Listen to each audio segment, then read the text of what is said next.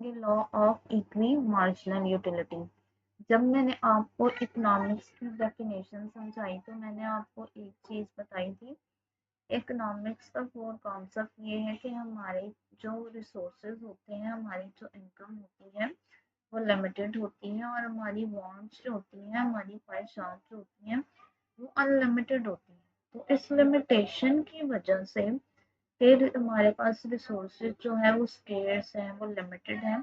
तो इस स्कार्सिटी की वजह से, लिमिटेशन की वजह से कंज्यूमर्स को डिसाइड करना पड़ता है कि वो अपने लिमिटेड बजट को किस तरह से डिफरेंट चीज़ों पे स्पेंड करें। डिफरेंट चीज़ों में फूड आ जाता है, क्लोथिंग आ जाती है, एजुकेशन मतलब बुक्स आ जाती है, एंटरटेनमेंट आ जाती है।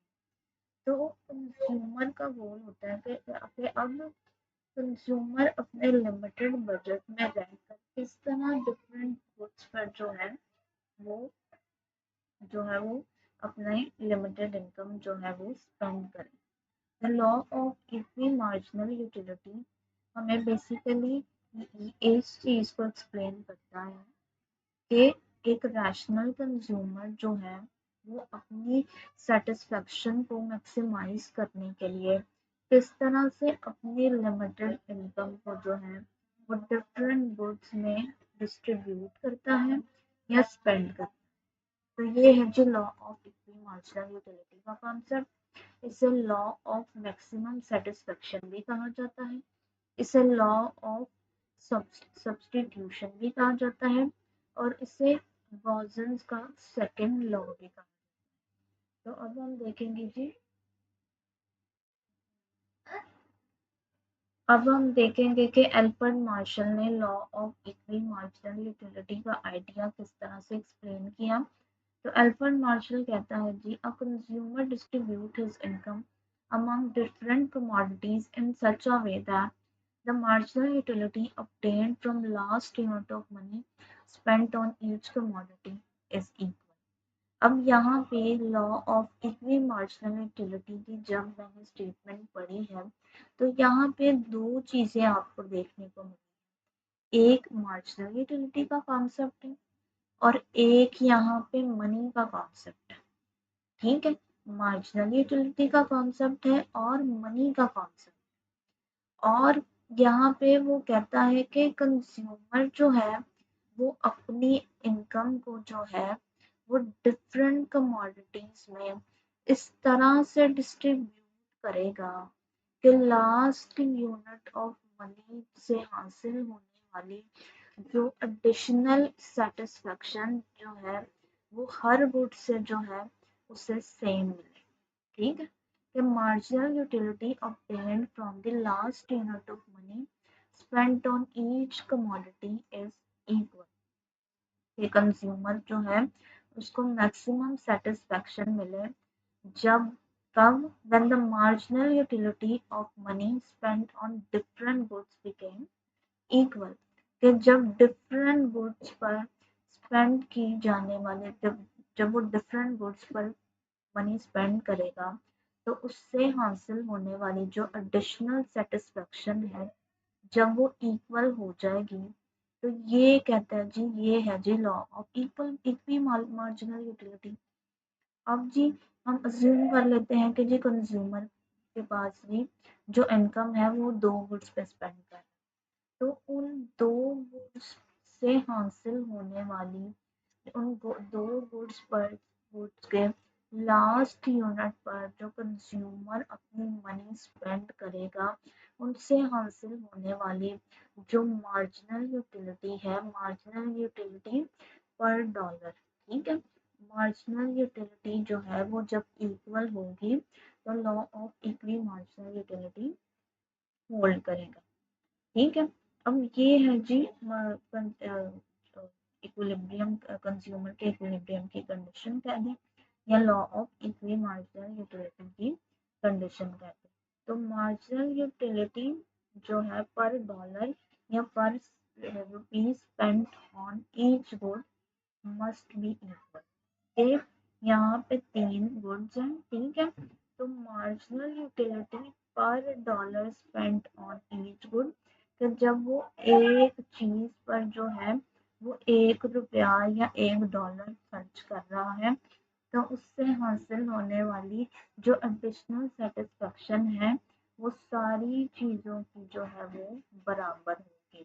तो हम यू यहाँ पे मार्जिनल यूटिलिटी को शो कर रहे हैं और पी जो है वो प्राइस ऑफ गुड को शो कर रहा है। इसका मतलब ये है कि मार्जिनल यूटिलिटी पर rupees spend on each good must be equal. ठीक हो गया। अब यहाँ पे जी इस लॉ की सर्टेन अजम्पशंस है, वो अजम्पशंस क्या है हम ये भी देख लेते हैं।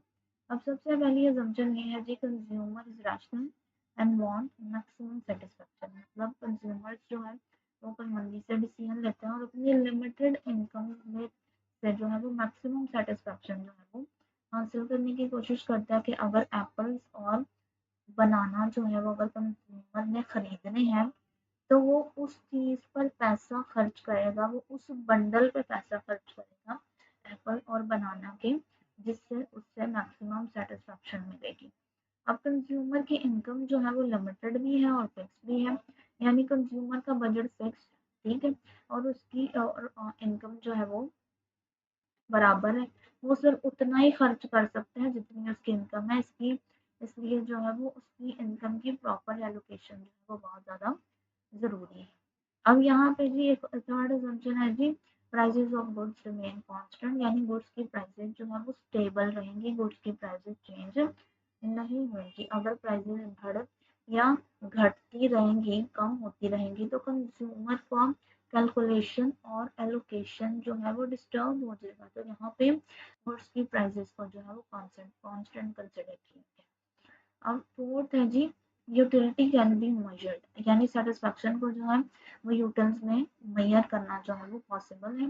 मतलब उसको सेटिस्फेक्शन को जो है वो नंबर असाइन करके मेजर किया जा सकता है और उसकी बेस पे कंज्यूमर जो है अपनी इनकम जो है वो सही तरह जो है वो डिफरेंट गुड्स पर डिवाइड करता है कि अगर एक एप्पल से कंज्यूमर को 20 यूजर्स की सेटिस्फेक्शन मिलती है और एक बनाना से कंज्यूमर को 16 यूजर्स की सेटिस्फेक्शन मिलती है, तो सेटिस्फेक्शन की इंटेंसिटी की बेस पे वो डिसाइड करेगा कि उसने अपनी इनकम को किस चीज़ पे स्पेंड करना है ज़्यादा और किस चीज़ पर नहीं करना।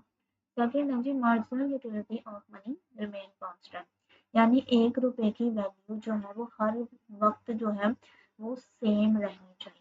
ठीक है, अगर पैसे की वैल्यू बढ़ जाएगी या अगर पैसे की वैल्यू कम हो जाएगी तो मार्जिनल यूटिलिटी पर रुपी का जो हम कैलकुलेशन कर रहे हैं ना, मार्जिनल यूटिलिटी पर रुपी या पर डॉलर का जो हम कैलकुलेशन कर रहे हैं, जो हमने इक्विलिब्रियम कंडीशन देखी थी, वो फिर गलत हो जाएगी। सिक्स पॉइंट है जी consumer knows the utility of goods, यानी कंज्यूमर को पता होना चाहिए कि हर चीज़ से कितनी सेटिस्फेक्शन मिलेगी, तब ही वो अपनी इनकम को जो है वो मैक्सिमम सेटिस्फेक्शन के लिए जो है वो एलोकेट कर पाएगा, तब ही वो अपनी इनकम को इस तरह से डिफरेंट गुड्स में जो है वो लगाएगा ताकि वो मैक्सिमम सेटिस्फेक्शन जो है वो कर पाए, और ये तब होगा जब उसे गुड्स की यूटिलिटी जो है वो यूटिल्स में या नंबर्स में पता हो।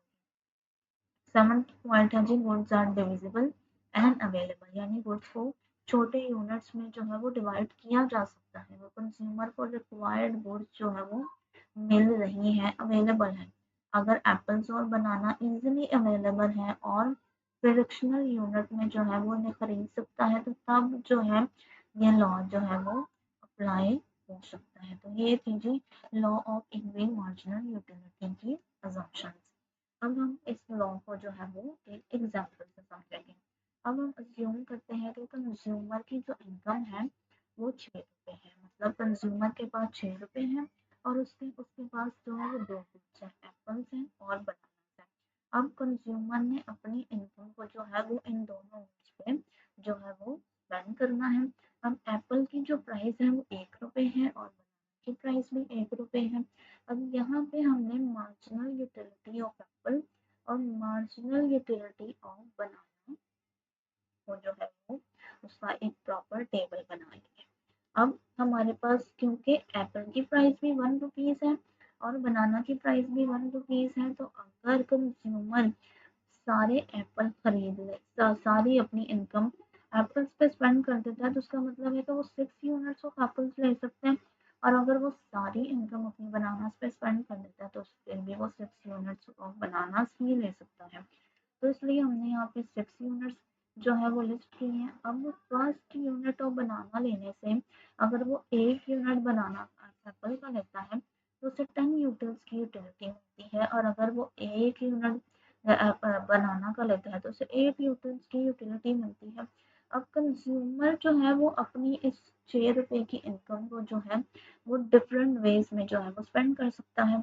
अब अगर वो अपनी जो अब अगर वो 1 रुपया मतलब उसके पास 6 रुपए हैं, ठीक है, तो वो दोनों गुड्स पे डिफरेंट कॉम्बिनेशन जो है देख सकता है।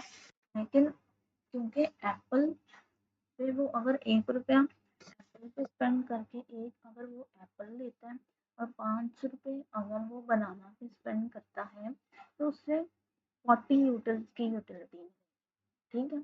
अगर वो 2 रुपए एप्पल्स पे स्पेंड करता है और 4 रुपए बनानास पे स्पेंड करता है तो उसे 45 यूटिल्स की यूटिलिटी। अगर वो 3 रुपए एप्पल पे और 3 रुपए ही बनाना पे स्पेंड करता है तो उसे 48 यूटिल्स की यूटिलिटी मिलेगी। अगर वो 4 रुपए एप्पल्स पे स्पेंड करता है और 2 रुपए जो बनाना पे स्पेंड करता है तो उसे 49 यूटिल्स की यूटिलिटी मिलेगी। और अगर वो 5 रुपए एप्पल्स पे और 1 रुपए बनाना पे स्पेंड करता है तो उसे 48 यूनिट्स की यूटिलिटी मिलेगी। अगर हम इन सब उसके डिफरेंट कॉम्बिनेशन को जो है वो देखें तो फोर्थ वाला जो कॉम्बिनेशन है जब कंज्यूमर 4 रुपए एप्पल्स पे और 2 रुपए बनाना पे स्पेंड कर रहे हैं तो तब कंज्यूमर की जो सेटिस्फेक्शन है वो सबसे ज़्यादा हाई, ठीक है। इस पॉइंट पर जो है वो कंज्यूमर की सेटिस्फेक्शन सबसे ज़्यादा है। अब हम यहाँ पे भी देखते हैं कि कंज्यूमर की ओवरऑल सेटिस्फेक्शन तो सबसे ज़्यादा हाई है इस पॉइंट पे, लेकिन क्या कंज्यूम इस कॉम्बिनेशन पर यूनिट पर मार्जिनल यूटिलिटी पर डॉलर भी एक दूसरे के इक्वल है या नहीं है। तो हम देखेंगे कि क्या करते हैं कि एम यू जो है वो 7 है। अब यहाँ पे फार्मूला क्या है, MU of apples मतलब marginal utility of apple divided by price of apple, ठीक है, और as equal to marginal utility of banana divided by price of banana। हम इसको यहाँ पे देख लेते हैं कि marginal utility MU of apples, ठीक है, is equal to MU of banana divided by price of banana। अब जब कंज्यूमर 4 यूनिट्स एप्पल्स के ले रहा है तो उसकी मार्जिनल यूटिलिटी कितनी है, 7, और एप्पल की प्राइस कितनी है, 1, ठीक है। और जब कंज्यूमर 4 एप्पल ले रहा है तो उसके पास कितने पैसे बच गए, 2 रुपए बच गए। तो वो 2 रुपए स्पेंड कर रहे हैं बनाना पे, तो बनाना पे जो जब वो 2 रुपए स्पेंड कर रहा है तो उसे कितनी यूटिलिटी मिल रही है, उसे 7 यूटिल्स की यूटिलिटी मिल रही है। और उसकी प्राइस क्या है, 1 रुपया है। अगर हम यहाँ पे देखें तो marginal utility per dollar spend on per rupee spend on apple is equal to marginal utility per rupee spend on banana. इसका मतलब ये है कि कंज्यूमर अपने इक्विलिब्रियम पर पहुंच गए, ठीक है, कंज्यूमर अपने इक्विलिब्रियम पर पहुंच गए, ठीक हो गया कि at this point marginal utility of apple और मार्जिनल यूटिलिटी ऑफ बनाना भी एक दूसरे के इक्वल है, और marginal utility per dollar spend on apple is equal to marginal utility per dollar spend on banana. इसका मतलब यह है कि कंज्यूमर ने अपनी मैक्सिमम सेटिस्फेक्शन को अचीव कर लिया, ठीक है।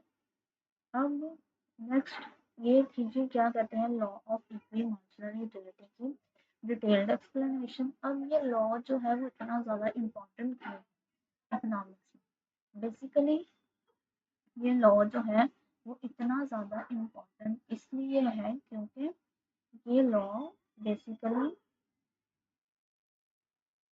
बेसिकली एक्सप्लेन करता है कि कंज्यूमर्स जो हैं वो अपने सेटिस्फेक्शन को किस तरह से मैक्सिमाइज करते हैं, मतलब ये कंज्यूमर इक्विलिब्रियम को ये लॉ एक्सप्लेन।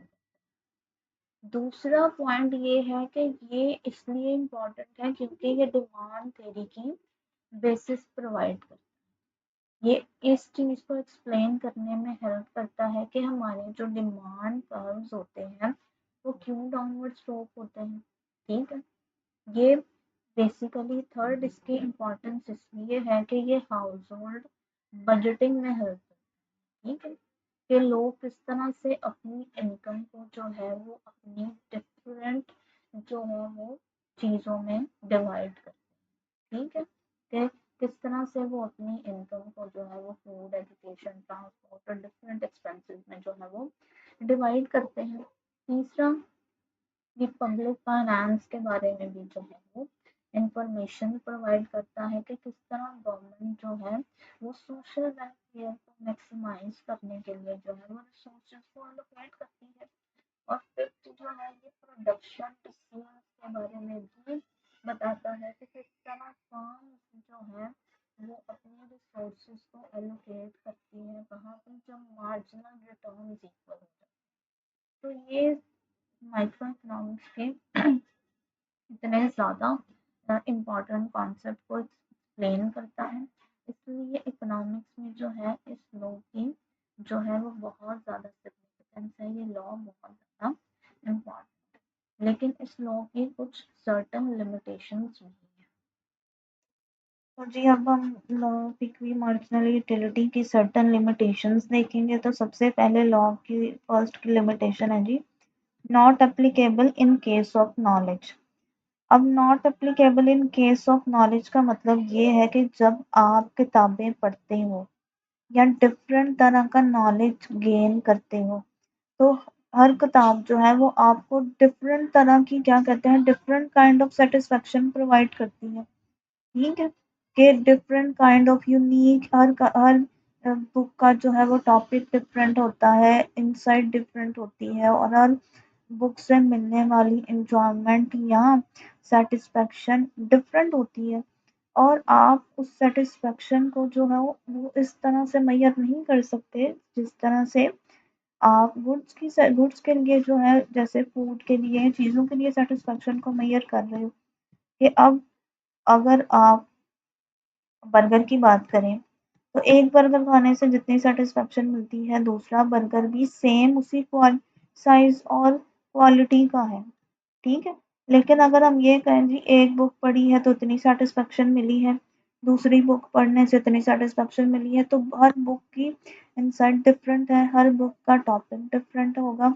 तो जिसकी वजह से ये जो लॉ है ये इनटेंजिबल कमोडिटीज वो चीज़ें इनटेंजिबल कमोडिटीज पर जो है वो प्रॉपरली अप्लाई नहीं होता, जिसमें इनटेंजिबल कमोडिटीज जैसे कि नॉलेज पे जो है ये लॉ प्रॉपरली अप्लाई नहीं होता। नेक्स्ट है जी, not applicable in case of indivisible goods. अब कुछ चीज़ें ऐसी होती हैं जिनको आप स्मॉलर यूनिट्स में डिवाइड नहीं कर सकते। ठीक है, जैसे कार है, टीवी है, रेफ्रिजरेटर है, आप इन चीज़ों को स्मॉलर यूनिट्स में डिवाइड नहीं कर सकते। ठीक है, कि कंज्यूमर जो है वो इनकी कंजम्पशन को फ्रैक्शंस में छोटे-छोटे टाइनी पार्ट्स में एडजस्ट ही नहीं कर सकता। तो इस तरह से फिर कंज्यूमर के लिए इम्पॉसिबल है मार्जिनल यूटिलिटी पर यूनिट को इक्वलाइज करना।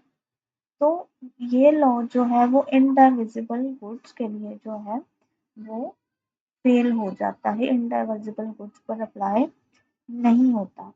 अब नेक्स्ट है जी, no precise measurement of utility. अब यूटिलिटी का कॉन्सेप्ट मैंने आपको पहले भी बताया था कि एक साइकोलॉजिकल कॉन्सेप्ट है, इसकी कोई फिजिकल क्वांटिटी नहीं होती। तो उसके बाद इसलिए अपनी सेटिस्फेक्शन को जो है वो एग्जैक्ट नंबर्स में भी एक्सप्रेस करना जो है वो बहुत ज़्यादा डिफिकल्ट होता है। ठीक है, कि अगर हम क्या कहते हैं यूटिलिटी को जो है without measurable utility applying the law becomes theoretical not practical. कि अगर हम इसमें से यूटिलिटी के कॉन्सेप्ट को निकाल दें कि यूटिलिटी मेजरेबल नहीं है, तो ये लॉ जो है थ्योरेटिकल लॉ बन जाएगा, इसमें किसी हर तरह की प्रैक्टिकलिटी जो है वो खत्म हो जाएगी। इसलिए यूटिलिटी एक साइकोलॉजिकल कॉन्सेप्ट है और इसको हम प्रिसाइजली मेजर नहीं कर सकते। नेक्स्ट है जी, does not hold in case of very low income. अब कंज्यूमर्स जो होते हैं जिनकी आमदनी बहुत ज़्यादा कम होती है, वो उनके पास इतना पैसा नहीं होता कि वो अपनी इनकम को जो है वो मल्टीपल गुड्स पे स्पेंड कर सकें। अब जब हम यूटिलिटी मैक्सिमाइजेशन की बात करते हैं, तो यूटिलिटी मैक्सिमाइजेशन के लिए रिक्वायरमेंट होती है कि सेवरल गुड्स पे स्पेंडिंग, ठीक है। लेकिन जब लो इनकम की बात करते हैं हम, तो कंज्यूमर मुश्किल से एक या दो चीज़ें ही जो है वो अफोर्ड कर पा रहा होता है। तो लॉ जो है वो लो इनकम कंज्यूमर्स के केस में भी जो है वो इफेक्टिवली काम नहीं करता। नेक्स्ट है जी, fails when goods of choices are not available. अक्सर अक्सर ऐसे होता है कि कंज्यूमर्स जो होते हैं, वो चीज़ जिसको वो प्रेफर करते हैं, उन्हें वो चीज़ नहीं मिल पाती, ठीक है। इसकी वजह से क्योंकि वो गुड स्केर्स होती है, वो गुड जो होती है वो बहुत ज़्यादा रेयर होती है, तो उन्हें वो चीज़ कंज्यूम करनी पड़ती है जो उनके लिए लेस डिज़ायरेबल है या उन्हें इतनी पसंद नहीं है या उन्हें वो कम सेटिस्फेक्शन प्रोवाइड, ठीक है। तो कंज्यूमर जो है वो अपनी इनकम को अगर फ्रीली एलोकेट नहीं कर पा रहा अपनी प्रेफर्ड गुड्स के दरमियान, अगर उसे लेस डिज़ायरेबल गुड्स जो है वो कंज्यूम करनी पड़ रही हैं, तो इसका मतलब है कि ये वाला लॉ जो है, law of equi marginal utility वहाँ पे होल्ड नहीं करेगा। अब सिक्स पॉइंट है जी, does not work when there are frequent price changes. जब हमने लॉ की अजम्पशंस की बात की थी, तो हमने कहा था कि प्राइसेस जो है कमोडिटीज की कांस्टेंट है, ठीक है। कि लॉ जो है वो कांस्टेंट प्राइसेस को अज्यूम करता है क्योंकि उससे मार्जिनल यूटिलिटी पर डॉलर या पर रुपी स्पेंड जो है वो कैलकुलेट करनी होती है। लेकिन अगर प्राइसेस जो है वो कंटिन्यूसली चेंज होती रहेंगी, तो मार्जिनल यूटिलिटी को जो है वो एक्यूरेटली कैलकुलेट करना जो है वो मुश्किल हो जाएगा, क्योंकि प्राइस फ्लक्चुएशन जो है वो कंफ्यूजन क्रिएट करेंगी और लॉ जो है जिसकी वजह से लॉ की प्रैक्टिकलिटी जो है वो ख़त्म कर देंगी। अब नेक्स्ट है जी हमारे पास जी, मार्जिनल यूटिलिटी ऑफ मनी में चेंज, ठीक है। हमने अज्यूम किया था कि मार्जिनल यूटिलिटी ऑफ मनी जो होती है वो कांस्टेंट रहती है। अब इस लॉ में ये अज्यूम किया गया था जी पैसे की मार्जिनल यूटिलिटी जो है वो कांस्टेंट रहती है, लेकिन रियलिटी में हमेशा ऐसे नहीं होता। जब किसी कंज्यूमर की इनकम बढ़ जाती है, तो उसके लिए एक रुपये की इम्पोर्टेंस जो है वो कम हो जाती है, और अगर इनकम कम हो जाए तो पैसे की वैल्यू ज़्यादा महसूस होती है। इसलिए मार्जिनल यूटिलिटी ऑफ मनी जो होती है वो चेंज हो सकती है, जिसकी वजह से जो है ये लॉ परफेक्टली अप्लाई नहीं होता। एट्थ पॉइंट है जी, consumers are not always rational. अब इस लॉ का एक अजम्पशन ये भी है कि कंज्यूमर्स भी रैशनल होते हैं और हमेशा मैक्सिमम सेटिस्फेक्शन हासिल करना चाहते हैं, लेकिन असल ज़िंदगी में लोग हमेशा रैशनल डिसीजंस नहीं ले पाते। कभी कभी लोग इमोशंस, हैबिट्स या एडवर्टाइजमेंट की वजह से भी चीज़ें खरीद लेते हैं, ठीक है। फिर कोई बंदा जो है वो फैशन या ब्रांड के चक्कर में महंगी चीज़ खरीद लेता है, चाहे उससे उससे इतनी सेटिस्फेक्शन ना मिल रही हो। तो ये लॉ जो है फिर इस सिचुएशन में भी अप्लाई नहीं होता। नाइन्थ पॉइंट है जी, प्रेफरेंसेस चेंज ओवर टाइम। अब इस लॉ में जो था वो ये भी अज्यूम किया जाता है कि कंज्यूमर के टेस्ट और प्रेफरेंसेस जो है वो कांस्टेंट रहती हैं, लेकिन रियलिटी में लोगों की पसंद जो होती है वो वक्त के साथ साथ चेंज होती रहती है। कि आज किसी को अगर पिज़्ज़ा पसंद है तो कल उसका मूड चेंज होकर बर्गर पसंद कर सकता है। तो जब प्रेफरेंसेस चेंज होती है तो कंज्यूमर की स्पेंडिंग पैटर्न भी चेंज होता है और लॉ की कंडीशंस डिस्टर्ब हो जाती हैं, तो इस सिचुएशन में भी लॉ जो है वो होल्ड नहीं कर पाता। तो ये थी जी law of equi marginal utility की सर्टेन लिमिटेशंस। आई होप आप लोगों को ये टॉपिक अच्छे तरीके से समझ आ गया हो।